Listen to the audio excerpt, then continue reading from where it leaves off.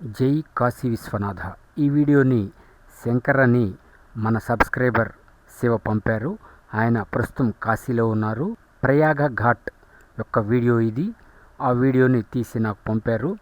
మీకు ఇక్కడ ఆ వీడియోని అందిస్తున్నాను. కాశీలో అనేక ఘాట్లు ఉంటాయి. ఆ శివ అక్కడికి దగ్గరగా ఉన్నారు.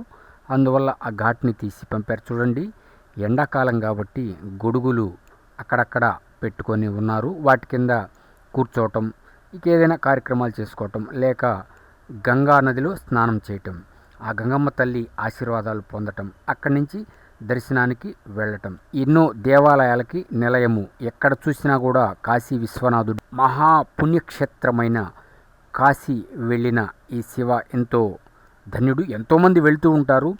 వెళ్ళాలి అనుకున్న శ్రీ కాలభైరవ స్వామి అనుమతి లేనిదే మనం కాశీ పట్టణంలో అడుగు పెట్టలేం. చక్కగా ప్రయాగ ఘాట్ అంతా తీసి మనకి పంపించారు ఆ శివ.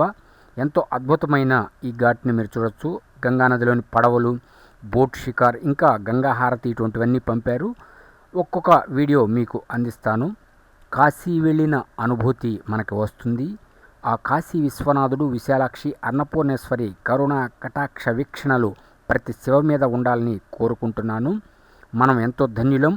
ఆ శివ ఇంకా ధన్యుడు. ఎందుకంటే మనకి ఇంత అద్భుతమైన వీడియోని అందించి శ్రీ కాశీ విశ్వనాథుడి ఆశీస్సులు పొందిన ఆ శివ చాలా ధన్యుడు. ఎంతోమంది ధనవంతులు ఉన్నారు, కానీ కాశీ వెళ్ళగలిగే వాళ్ళు, అరుణాచలం వెళ్ళగలిగే వాళ్ళు ఎంతమంది?